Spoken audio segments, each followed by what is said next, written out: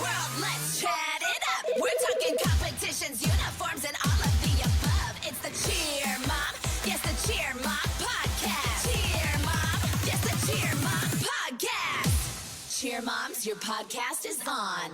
Here's something that freaks me out no matter what. You think being a cheer mom as long as I have and being as many cheer events that I have that I would be used to this, it freaks me the heck out every time.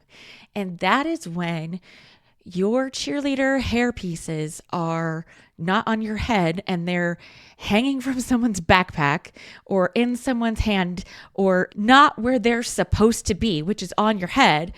And out of the corner of your eye, it looks like somebody's dragging a poor little cheerleader from her hair, or you do a double take because there's a full head of hair hanging from a dream bag. I don't know about you guys. It freaks me out every single time. Keep that crap on your head. Otherwise, it's like some kind of horror movie. Keep that on your head, ladies. It's especially funny, albeit it's normal, but especially funny when the hairpiece falls off during the routine. I'm not laughing at you. I'm just laughing near you because it's not you. It's the fact that it looks like there's a small child on the mat that just flew off. I just can't. This is why it's one of the many reasons why I don't love hairpieces. I understand the need for them, but there's so many things that can go wrong when you have a hairpiece.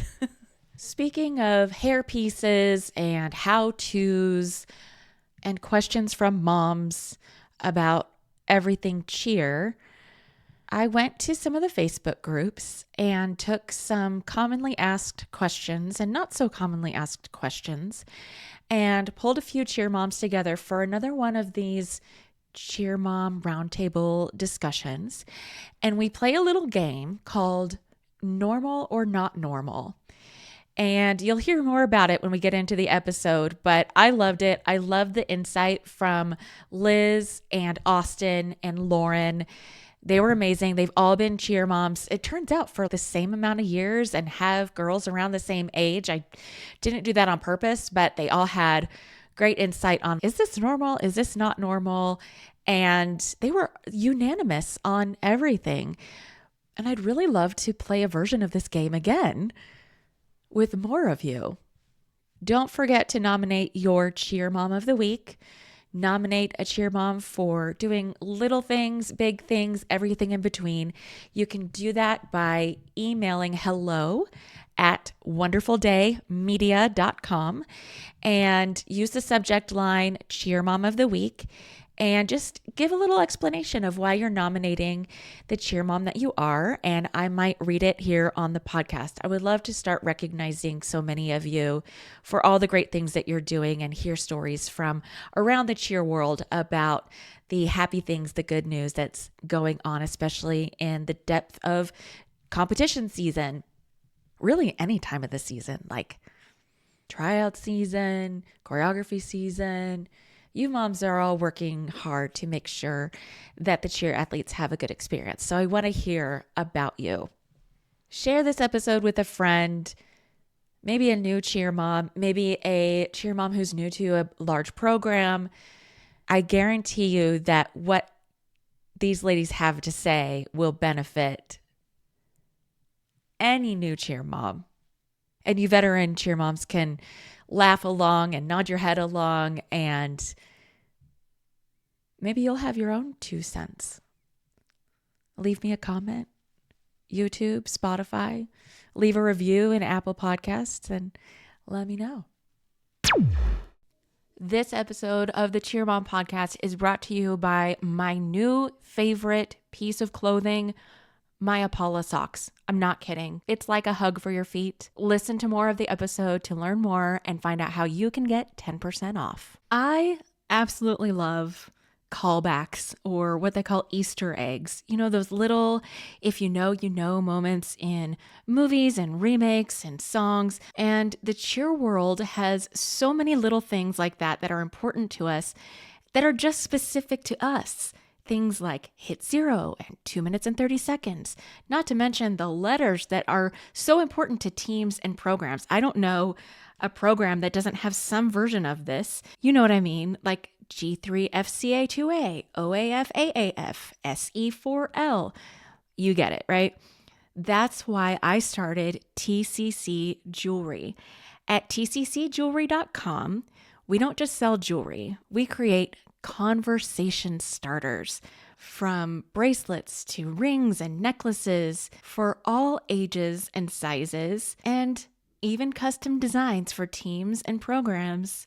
TCC has you covered. There's even opportunity for fundraising and kickbacks for gyms. So basically, we want to make you look good and help you get to your nationals events. Whether you're a cheer parent, an athlete, or just a fan of looking amazing, TCC Jewelry is your go-to. Check it out at tccjewelry.com and enter code CheerMomPod for 15% off of your order. Check out tccjewelry.com and enter code CheerMomPod for 15% off your order. That's tccjewelry.com. Enter code CheerMomPod for 15% off your order. I love these Cheer Mom roundtables. I love not having to talk to myself. It's nice to like have conversation when I'm recording the podcast. So I have 3 wonderful women with me, Liz, Austin, and Lauren. Now, Liz, you've been on the podcast before, so you are a bona fide co-host. But let's go around and have everybody introduce themselves. Let's start with you, Lauren. Okay. Hi, my name is Lauren Edvilson, and I've been a cheer mom this is our 6th season. My daughter is 11 years old, and she's obsessed with cheerleading. So we're at California All-Stars in Livermore. And how long have you been a cheer mom? This will be our 6th year. Okay, So, wow. Yeah. And what about you, Austin? Started when she was 80. This is also our 6th season. My daughter's Madison, and she's 10. And we are at University Cheer Force out of Elk Grove, California. And Liz, we've met before, but remind everybody.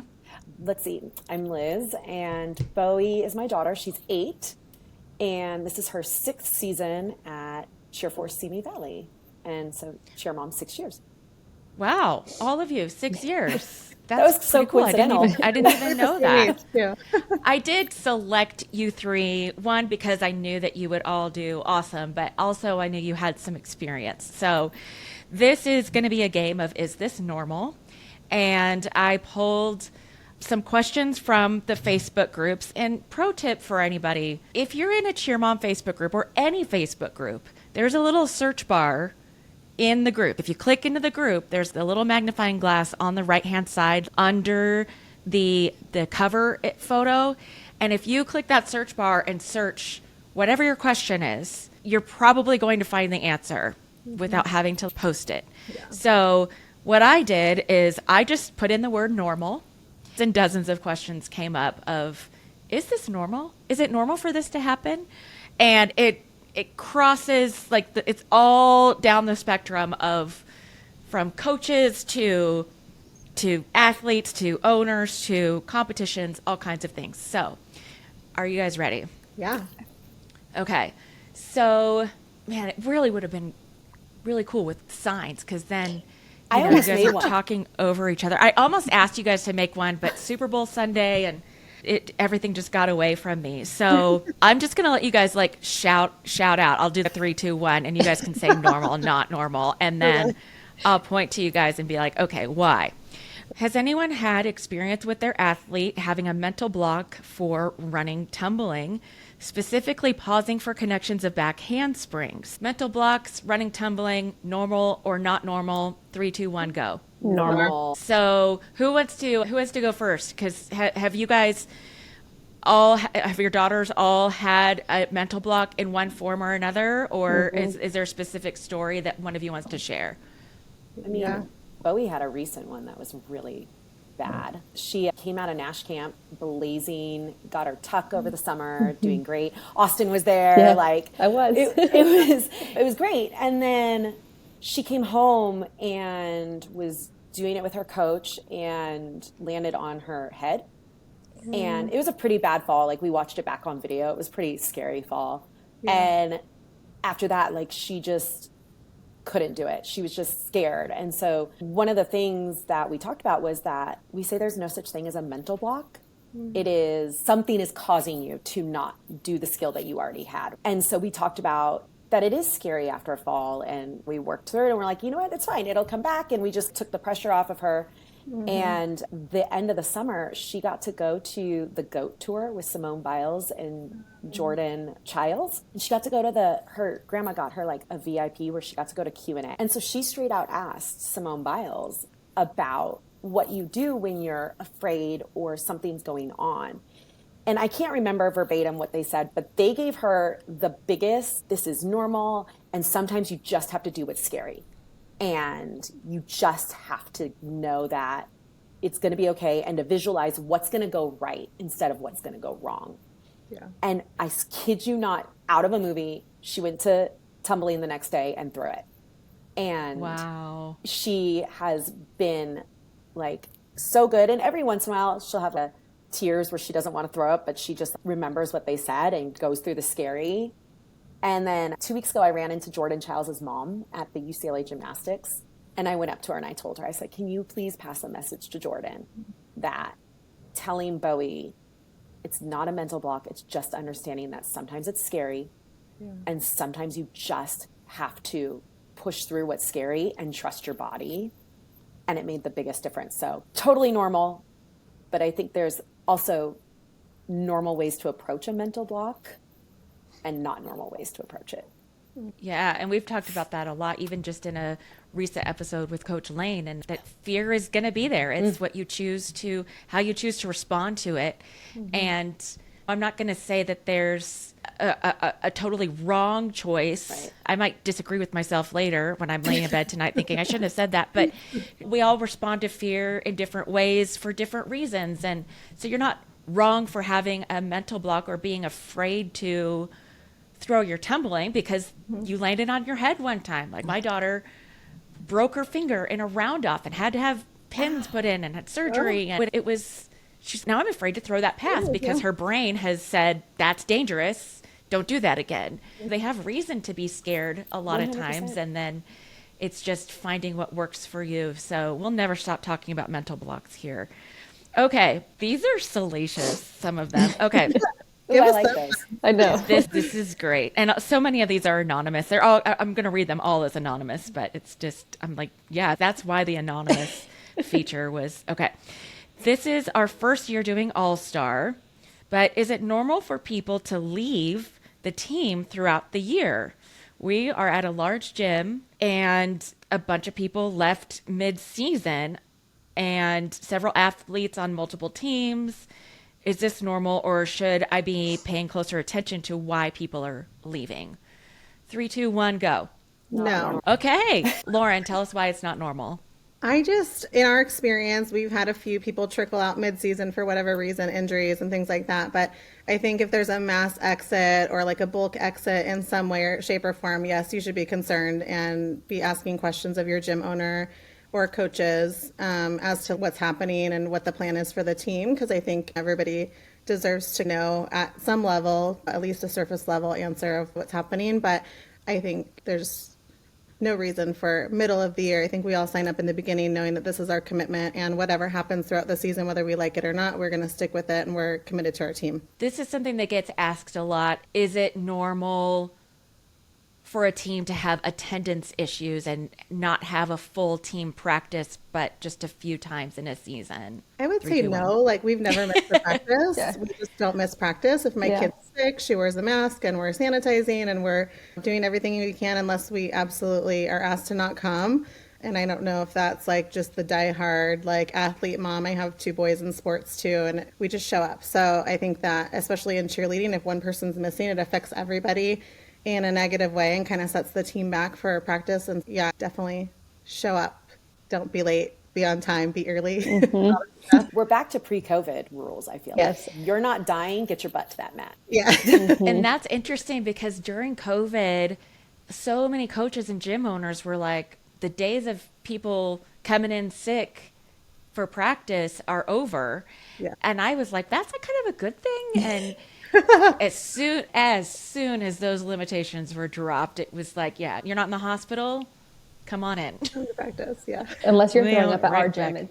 you're coming back in anyways. Yeah, throw up, don't come. Yeah, that's the only one they're like, okay, you can stay home. Yeah. Some of them are like, here's a trash can. Yes, especially comp week. Yeah, depending on what time of season too. Yeah. Over there, and we'll use you if we need you. Yeah. Here's some Zofran. Yeah. Yeah. Yeah. Put an IV in her and keep going. Oh yeah. Okay. This is a flyer question. And what positions do your girls, what Base. position? I was going to say Flyer. play. Flyer. Okay. So we have a flyer, a base, 2 flyers, and a base. Okay. Is it normal for a gym to keep the same flyers season after season? I know it's rude to kick girls out of their spot, especially if they've been a flyer on the same team for a few seasons.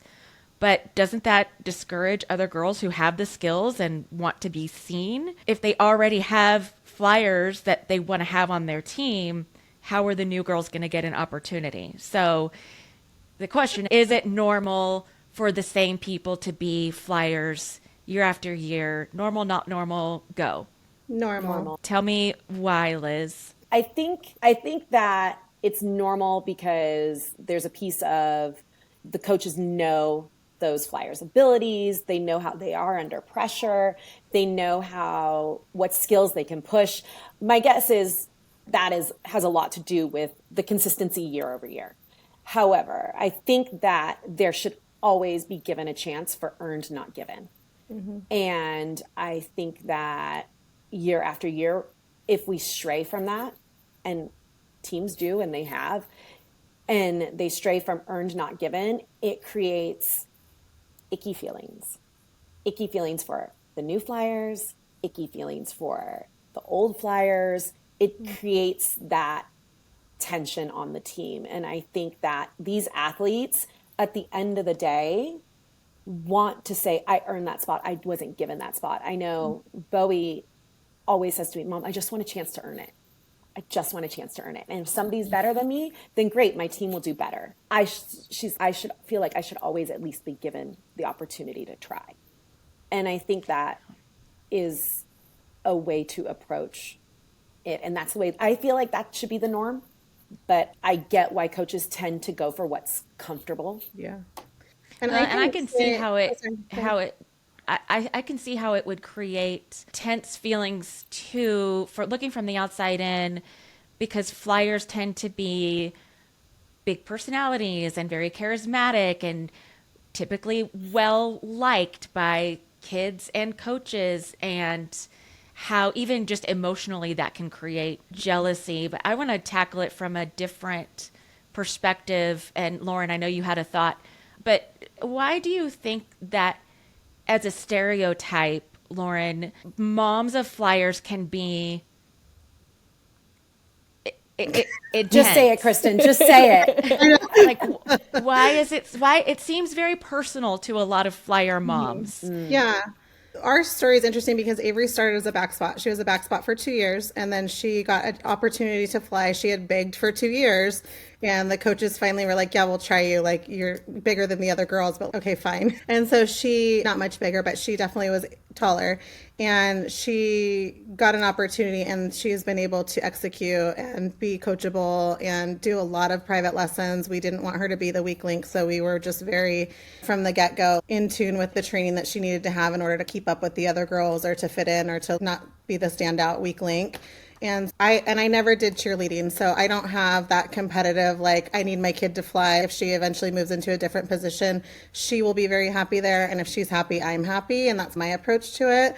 But there is a lot of competitiveness amongst flyer moms. It's almost, there's a scarcity. There's only so many spots, and I need my kid to secure this spot, and I need my kid to be here and stay there and not have anybody else put them at risk. And so I don't think the girls behave that way. I just see it amongst the moms, and I've seen it for many years. And I think we all have to, like, collectively just decide to do better. We're not going to talk about each other's kids behind their back. We're not going to pick apart flyers and the mistakes they're making. Like, just really being better about like cheering on our teammates and not competing with them. I think it's just something that I feel really passionate about. Collectively, flyer moms have a bad reputation in terms of being a little bit more catty. And I think we can all like just be better about supporting and loving each other's kids. I think culturally in America, it's a status thing. Like when my daughter would tell people that she's in cheer, one of the first questions that people ask is, "Oh, are you at the top of the pyramid? Do you fly at the top of the pyramid?" She's no, and her answer became, "No, I make sure that they don't die when they fall. Yeah. I make sure that they stay up in the air." And I think that there's a value to that, and you can be so valuable on a team as a different position. And my athlete, at least I believe, made some of the teams that she did, because she never got her double, but she's known as one of the strongest female bases in the state. And cheer moms come up to me all the time, even before I was the cheer mom blog, would say, "Your daughter's the best flyer in this gym, and I know that I can trust the best base in this gym. I know that I can trust my flyer with her." And so you can add value by being a different position. But I do think that there's like that status symbol of being the flyer that we can get tripped up There's on. no flyers without a Madison or your daughter, or there are no flyers without those bases. Right. And there's no anything without the strength of the people underneath those flyers. And I don't think that they get enough credit, because you have some amazingly strong female bases in this country. Your Marissa Ryans, and they like, these girls are like just beasts, and nobody gives them the credit that they deserve. It is a team sport. It is a team sport. It is not somebody going up and standing on a stunt stand going. No, 1,000%. I think that's huge. And it really, when the girls are figuring out what spots they want versus what they're actually doing, it's just super important to encourage your kids to just be a good teammate. That's huge. Coaches will trust the kid that's a good teammate to fly versus the kid that is, "I'm going to drop you," or like whispering stuff to kids. You've seen all that with the younger kids. I think when you have a kid that wants to fly that's not getting an opportunity to fly, sometimes there's more behind that with the coaches in the gyms just based on sportsmanship. Interesting. That could be a whole podcast. Yeah, this I could be a know. whole You guys podcast. are giving me, I know, we could be like, "Why are flyer moms so crazy?" I'm just kidding. Just kidding. That's Although I did Pandora's have one. box. I did have one flyer mom threaten to call the sheriff on me because she thought that one of my TikToks was about her. Okay. And it wasn't, but it was hilarious that it was that specific. It is about me. This is cyberbullying. Oh. Okay. $700 for a uniform that lasts 2 seasons, doesn't have excessive bling or fancy designs that stands out. Is this normal? Normal, not normal, go. Normal. I was going to say not Okay. normal for bling. Oh. Well, it depends. Yeah, It's on, no, it like, doesn't have excessive If bling. it's, yeah. Okay, I wonder if that's Austin. like a high school uniform. Can we know what brand it is? Yeah. No, Is there a specific on this? We need more specifics. they say it's not a big name gym, but they don't say who the designer is. So, Austin, do you want to speak to that a little bit? I mean, for us, I feel like our uniforms are blinged, but not super crazy. But we still paid a good maybe $500-600 for the uniform. But we try and keep ours for 3 years. So, like, for as a parent, when I'm ordering a size up, and what I do is I take her skirt in, and then as the year goes on, just slowly loosen it for her. Yeah. Get all 3 That's years smart. out. Yeah. That's So I'm like, smart. and our gym also has like a trade system every season. So it's like if we outgrow something, we can bring it in and swap it with another athlete, or like buy a used uniform top or whatever for the discounted instead of having to buy full price. So it's nice with that. But yeah, that's kind of, I feel like that's a pretty typical It's pretty cost. average. Yeah. But there are, you guys are all right. There are other factors that go into that, because whether it's Rebel or GK or Glitter Stars, the price is going to vary. So are And they then- including shoes in that as well and bow, or Right. is that separate? Because if you put it No, all that seems together, like- yeah, oof, yeah. then it would be, I would say about that, because I feel like our bows are pretty expensive, and then shoes are $100, $120. So And do you go Yeah. through Right. one pair of shoes a season, or do you go through 2 No. pairs of shoes a season? But yeah, there's so many factors into. especially what age they're at, because then they're growing through so many. Oh my gosh. And I that? think that's one benefit of having people complain about some of these franchise gyms that building more and more locations across the country, that is a benefit to being at a large gym, because I don't know this for a fact, but I would imagine that there is some negotiating power of, hey, can we get a quantity discount because we're bringing you thousands of customers. They say it's not a big name gym. I experienced a smaller gyms. Our uniform fee for a smaller program was more than when we became Cheer Athletics. And I think that's because Cheer Athletics has that kind of bargain with probably like Rebel. because quantity, the more you buy, the better deal you're going to get, and the longer term contract you have. And even if they have different uniforms, because Cheer Athletics Dallas has different. Gosh, they have so many uniforms. From Cheer Athletics Plano, but I think that again, that is one kind of hard and fast franchise rule. I think is that they use the same company, they program wide for their uniforms, so that could play into cost too. Yeah. This episode of the Cheer Mom podcast is brought to you by Apollo Performance Socks.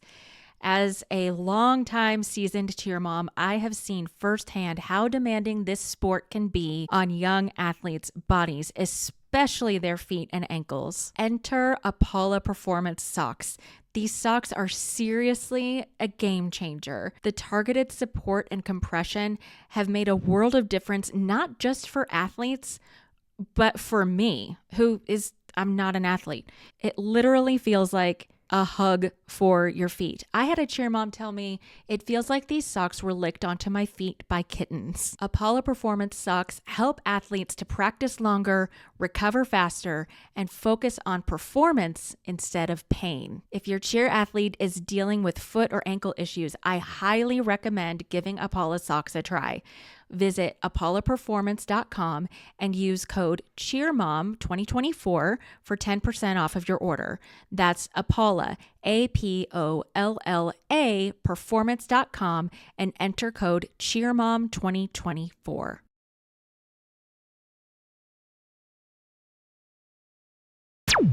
Okay, has anyone ever had their child try out at multiple gyms? Is it normal or frowned upon when looking for the right gym for you? Normal or not normal? Go. Not normal. I would say not normal, but could be normal if this is like your first year. Like if you have no idea what you're getting into, would be like the only exception for me. Yeah. And I Lauren, think, you made a gym change. the three of us are like in California, so I think it's interesting because what I've found in the 6 years that we've been cheering is that all the coaches know each other, all the gym owners know each other. They're all friends, and they all talk and they go, "Oh, hey, this kid's training out at my gym," so they all know. So I know what you're going to ask me, but I'm going to let you ask me that. Finish your question because I interrupted you. No, I think you've got it right on point. They do talk, and I know of athletes that have not made it in any program for that very reason. Let me tell you what happened with this family. And that doesn't happen often, and it's not like over petty things. This is your choice, but this was my experience with them. Right. Yeah, you have to be careful with that. But yeah, Lauren, you made a gym change. Was that something that, because I do know families that will try out at multiple gyms, and whatever level that they wanted, if they made like a level 3 and a level 2 at one gym or the other, they'll pick the level 3 and kind of play that game, if you want to call it. But when you officially made the change, had you already decided that you were going to be leaving your old gym? We were considering it only because we just weren't sure that they would even have the level around Summit. We were thinking about it, and Avery she had broken her wrist. We weren't sure if she was going to return. She competed at Summit with a broken wrist and was taken out of all the tumbling, but just did her stunts. And so we were just on the fence anyway, whether or not she would return to cheer. But the bigger question was, would they have a team for her at the level that we felt like she would be at, because she had done level 3 for 2 years.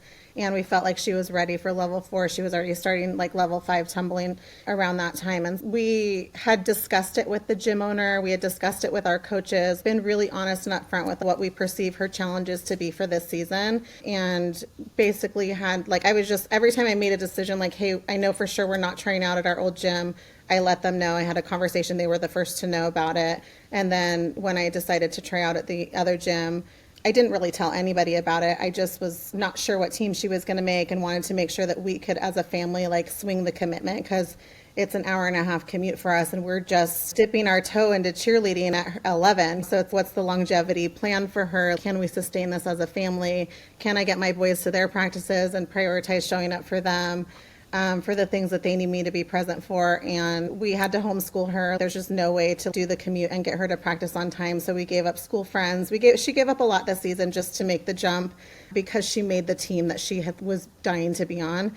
And so she's super grateful to be where she's at, and we're moving things around daily to figure it out. And it's been a great move, but it's also been sad because we miss all of our friends. And so there's challenges in making that. But I think the open line of communication is really the biggest piece of that. You really have to be honest with your coaches and people that have invested time into growing your children's skills and helping them to just grow as human beings. I think that you just owe them that respect and keep the lines of communication open. Okay, so speaking of leaving gyms, here's another question. Speaking of leaving gyms and hand-me-down uniforms, is it normal for gym owners and coaches to remove you from the buy-sell trade group on Facebook and block you from their personal profile after you've left their gym? Normal or not normal?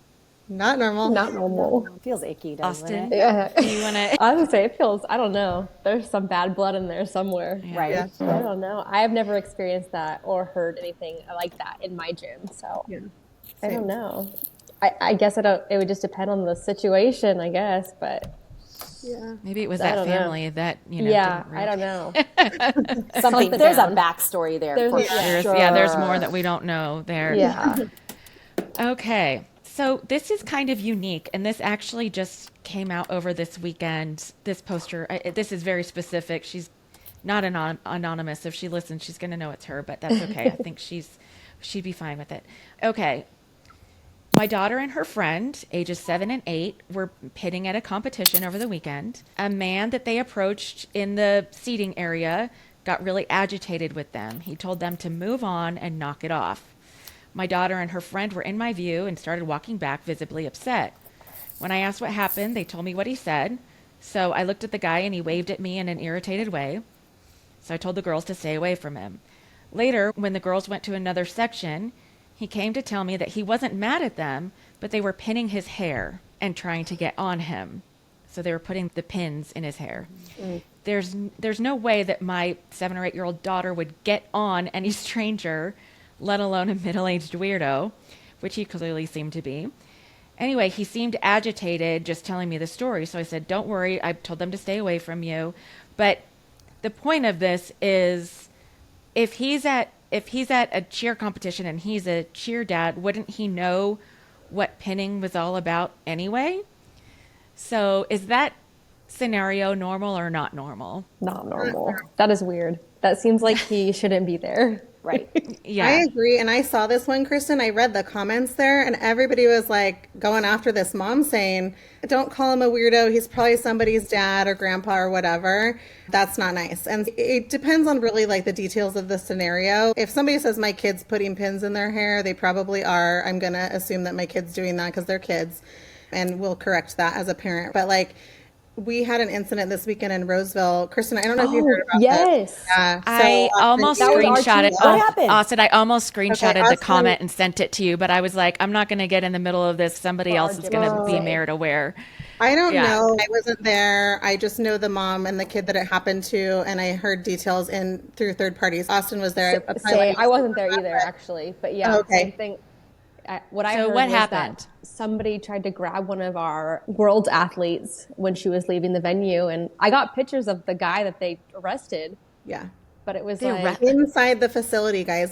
Not outside in the parking lot. I had assumed she was walking I thought out to the parking lot as well. Yeah, And that wasn't the case. It was inside by the bathrooms. He ran, figured out he was in trouble, ran to the warm-up rooms. And that's how they got him. She notified security. They saw the cameras that what he was doing. Placer County Sheriffs came out and arrested him. And has a hearing today. He's in jail. It's like a small venue, like super small venue. I was almost there, and Yes. I was telling him, I was like, I haven't decided about Sacramento and the event. Wow. Yeah. And it was like 7:00 at night. Like it was. Going back to what Lauren said on this, like of if that parent had come up to me, I'm going to call him a parent right now. Yeah. The parent had come up to me, I would have, I guess I'm a little bit more forward sometimes when it comes to my kid because I can be a little bit mama bear.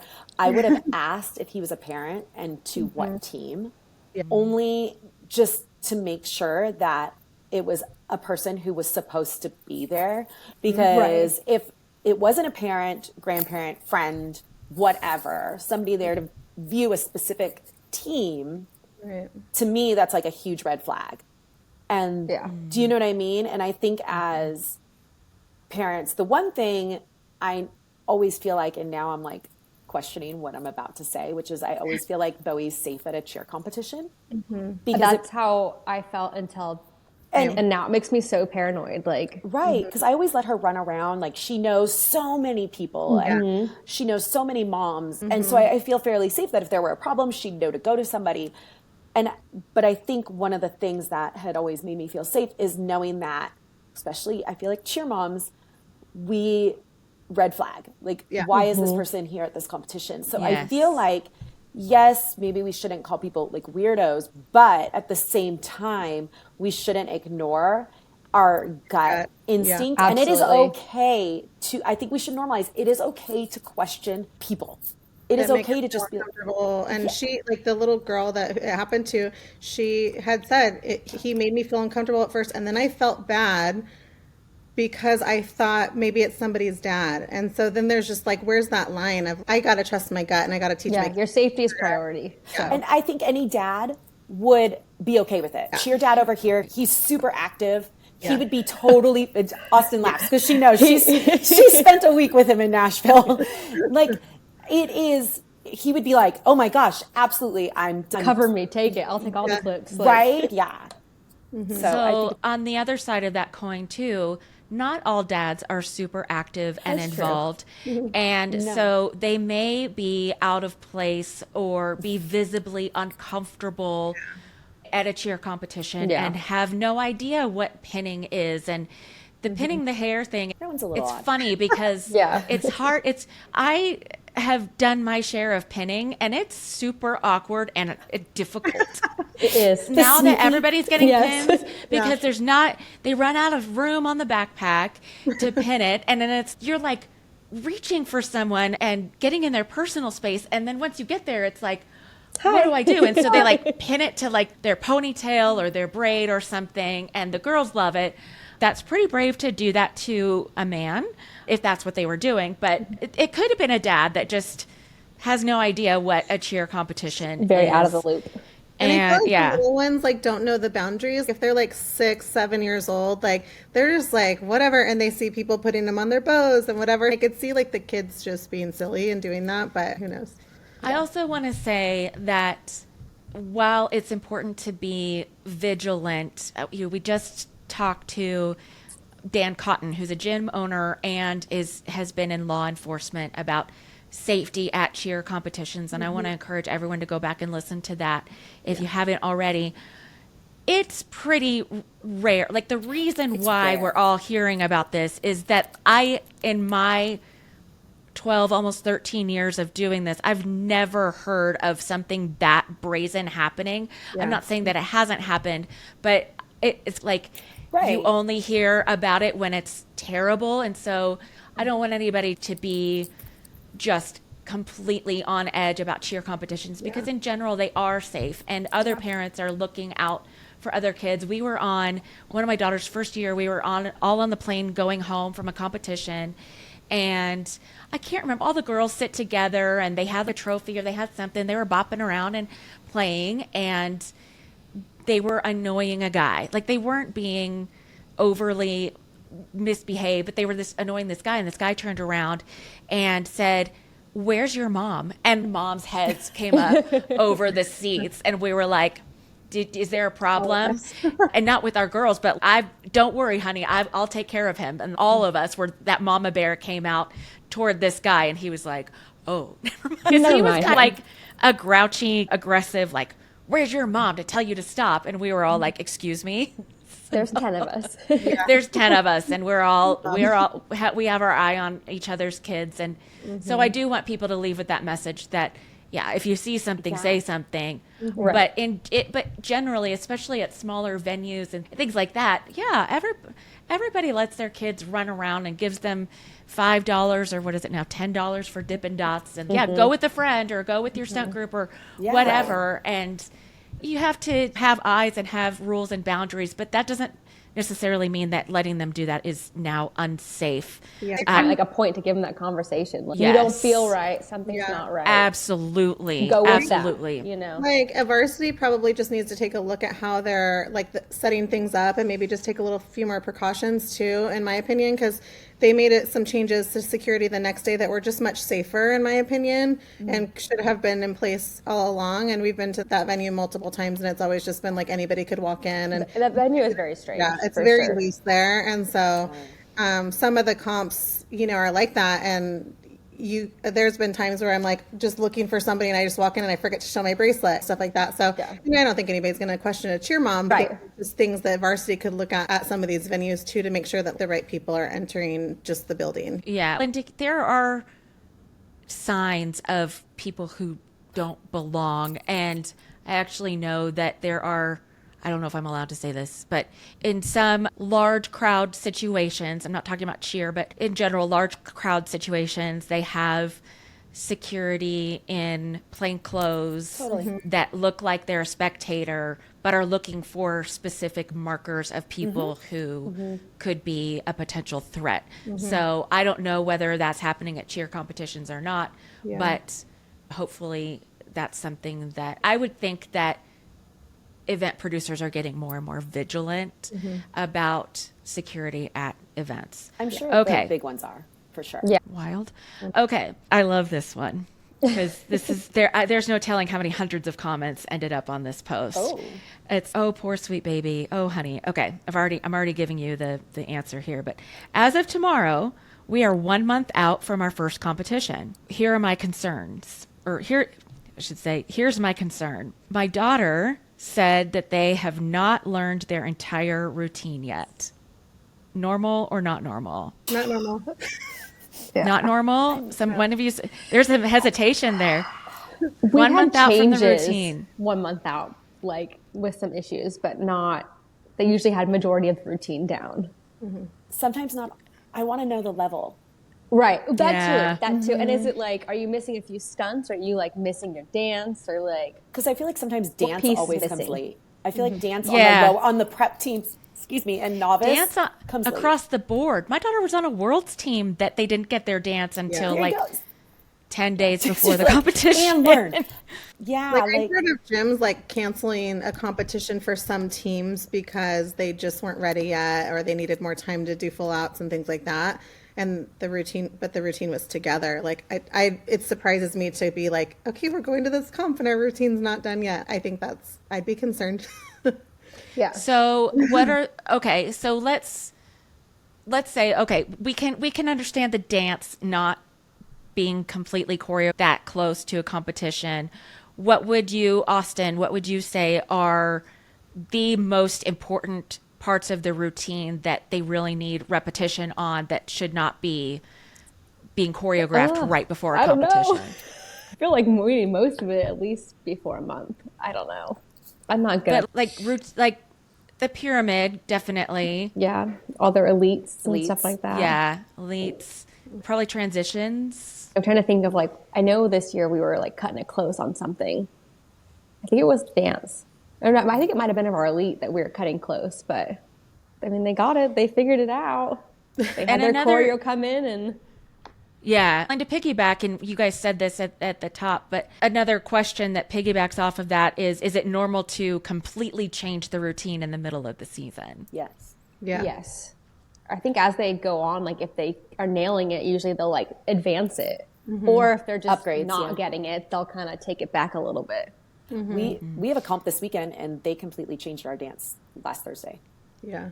And so- Even the top level world's teams, they get upgrades and they change their pyramid, or they make changes to for the difficulty, based for the off the score score sheet, and how that for goes, the yeah. shock and awe on social media. Yeah. And one cheer parent told me that it's a motivator to the kids because a routine can get stale. The cheer season is so long that they can get bored of doing the same thing over. So they add some more creative elements in the middle of the season to that shot in the arm of being motivated again. Yeah. And I think as a parent, like you can expect that your kids are going to get feedback from the judges that maybe is not, they don't like certain parts of your routine or you're just the execution of it or whatever. And then the coaches will go back and change it or fix something or body positions aren't aligned completely and they'll do something different. So normal. Yeah. Okay. Last question. In their tuition. So the gifts are, it's $300 is included, divided by the month that they pay. So this mom was expecting to not have to pay a lot of extra money for gifts throughout the season. Maybe a little here and there, but not constantly. As soon as their first competition came up, multiple parents were asking for $20, $10, $15. And then they had a big competition and they asked for $50. And then another $32. Is this normal or not normal? I would say not normal. I get it for like something big, like, oh, we're going to Summit or World, so you want to do something fun like that. But like, it's not soccer. We don't need a snack bag every time we do something. Yeah, I want to know what the $300 went to at the That's what beginning. I was thinking. I was like, is it like your team wear? Like, is it So like your here's team bra? here's what I think. I think, and I would say I'm with you guys, not normal. That seems like a lot, but some gyms will do like an NCA gift and a Summit gift from the gym to all of the athletes. And so the athlete, but $300, that's a lot. You better be getting like Right. So I was like, what do you get in that? Backpack? a Yeti and a North Face jacket or something. Right? They all get custom necklaces from the That's a lot. Like for every athlete, like $300. That's a lot. Yeah. So I do wonder if she misread it. But there are gyms that will do a team gift like at the end of the season, and you're paying for that. And then there are parents who want to go above and beyond and make something for everybody or personalize a tank top or something like that. And that's when you start getting if everybody pitches in 15 or $20, we can get the girls something really nice. Right. Blah, blah, blah. And that gets to be normal. I know that a lot of gyms are pulling back on that. Go ahead. I was going to say, our gym, we had a huge problem like 2 years ago, I think. I can't remember when we started to pull back. It got to be outrageous. And every team had something different. And one team had some parents that were incredibly well-to-do. That team's parents were great, which is great. But that team got spoiled beyond all recognition. Every single competition. And they were swagged out, let me tell you. And then so it created some animosity for the other teams that weren't getting as much. And then you have like team mom issues. And then it just got to be a hot mess. So our gym was like, we're done. This is nope. And then we're not doing it. You get 2 bags a year and you have to have a $50 cap on each bag, period.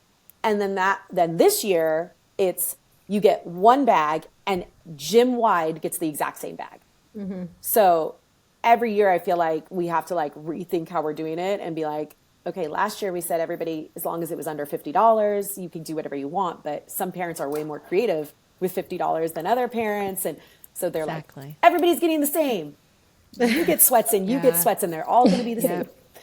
Exactly. Yeah. And some parents have connections with suppliers that they can get more for less. And it's I a don't whole feel thing. like any gyms really figured it out. Like, No, it's so and we all hard. get I'm one of the together and parents. I'm one of the parents. It's like, why does she need a gift every time she competes? I got her here. She doesn't need to be rewarded every time she hits the mat. I get like cute mouse ears for Summit or whatever, but For, like, was it like a occasion, send off or a special occasion? Yeah, or Like, like you a little earned like good something luck really big. candy. But no, just don't spoil her like that. I actually know, Lauren, you may be able to speak to this at California All Stars.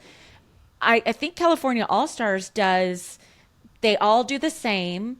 The team moms all talk about it and agree on it. And then all items have to come through the pro shop.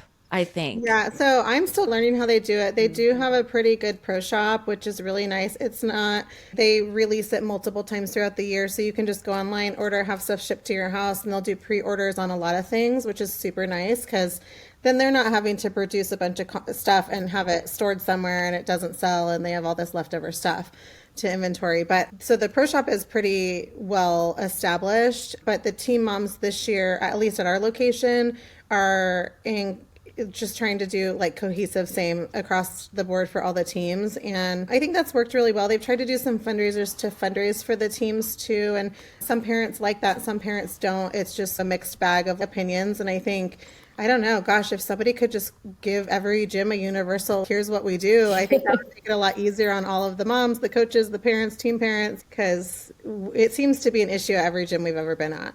Oh, and Well, coming they're up with new also- ideas. Oh, yeah. Oh, yeah. And then the moms are like, my kid has gotten this for the last 6 years. We do not want another pair of heart sunglasses. We need another pillowcase with their name on it. Oh yeah, I know. And so the longer you've been in cheer, the less exciting the gifts are for parents and girls and stuff. So I don't know. I don't know what the solution is. I don't really have a strong opinion either way. I think it's cute when they get stuff, and I like the send off, and I like the celebrations for when they do Yeah, that. I really do like the send offs. Those are really Me too. fun. Yeah. The celebrations, like for when they get a bid. Yeah, or like our gym does like a whole like they'll have like invite the parents in the gym to watch them do their routine. You can invite grandma and grandpa, whoever, before they go to summit or whatever. It's like we're not allowed inside our gym at all, so Yeah. it's a special treat for everybody. That's another podcast too. Yeah. I like it. On I that think it's note- good to not let us in. I think it's great. It's definitely agree. less distracting. Yeah, for I sure. agree. Yeah. Parents can watch at our gym through the window, and you have some there just like this, like every practice. And We have blinds and they like I'll be in my car. My kid knows to find me in the back. yeah. I don't How like many watching practices practice. do- One, Oh, I don't because it's either. boring. Yeah, it's boring most of the time. If my daughter, toward the competition season, I'm like, are you guys going full out today? And she's, yeah, the last 15 minutes. I'm like, okay, I will be there to watch that. That's great. Yeah. But also, there are moms that watch practice religiously, which is, that's great for them. Yeah. But they're the ones that you're waiting in the VIP area. You're waiting to be able to go watch the team at a competition.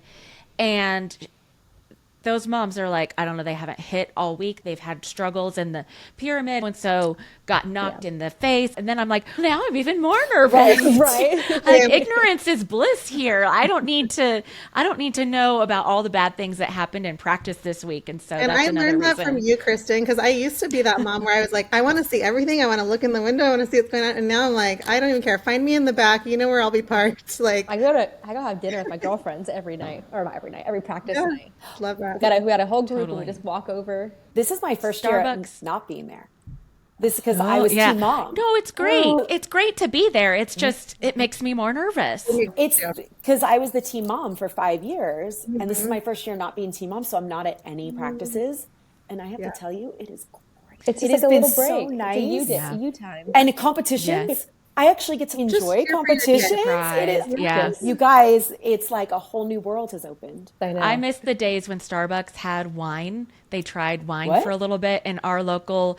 It wasn't all of them, but they Never had like here. some of the select Starbucks they had like wine and little appetizers. And there was a Starbucks like 3 minutes from the gym, and so like I would just go and set up with my book or my laptop and have a glass of wine at Starbucks. What? Because Oh, it yeah. wasn't like a whole like restaurant situation. You could just sit at Starbucks and drink wine, but they got rid of it. So Bring it back. Oh, Bring what a it bummer. back, Starbucks. Your mom's. I know. I was like, you guys can make a killing if you marketed Totally. this to cheer moms, but no, they let it go, and then now they're all closing early. So our practices were like 7 to 9. Oh, I know. We have 7 to practice like 9. 8 to 10, and Starbucks closes at 8. And I'm like, now what am I supposed to do? Go to Target? Right. I do that too. Spending, but you walk into Target and you spend so much money. So I'm trying to discipline myself. Like, don't go shopping during practice. It makes Yeah, it I really had a expensive cheer mom practice. tell me once. She's no, I have to be here to watch practice because I can't afford to not watch practice Yeah. anymore. Because when I don't watch, I go to Target. I can't afford it. I Yeah, have and the to be city here to that save we money. cheer in has everything. Like, Yeah. We they drive. have, Elk Grove is so nice. Yes. Every shop, they're all right there together. Yes, and where the gym is, it's like they have all the restaurants. You can walk Yeah. to them. Oh, geez. Oh, it's dangerous. Oh my gosh. gosh. We carpool Man. this year, you guys. I don't have to. I only I go don't one have way. anyone to carpool with. We carpool too, and it's been a blessing. Yeah, that's a long drive for It's you. a long drive. Yeah, I drive like 1.5 days a week, which is like a game changer for sure. That's Yeah. awesome. Yeah, I am an introvert. I can be socially awkward, especially years ago when my daughter didn't drive. And that was the one time that I would reach out and try to make friends. Like, oh, hi, what's your name? You're new. What's your name? Where do you Where do you live? live? Oh, Castle Rock, me too. Oh my gosh, we should carpool. There's a carpool. Do a That was podcast my on only carpool agenda. Nightmares. And if they were from like the other side of town, I'd be like, okay, nice to meet you. Nice to On to meet the you. next. See you next time. Let me know when you move to Douglas You're County. no good to me. Oh my God. I'm sure there's some good exaggerating. carpool stories. You should do a podcast on that. should do a carpool. nightmares. Oh my gosh. With all the Justin Bieber songs and all of I all just the added things. those to my playlist. It's getting stale, so we had to freshen it up a little bit. You guys are the most fun. Thank you so much for joining me. I love this normal, not normal, because I think that's what we're all like. We don't understand this world, and we're trying to get like a gauge for what we should be speaking up about and what we should be adapting to. So I think you guys added a lot of value, and I appreciate you so very much. Thank you for having Mary us. says hello. She told me to make sure to tell you hi, Kristen. Oh my gosh, I love all of She your misses girls. you.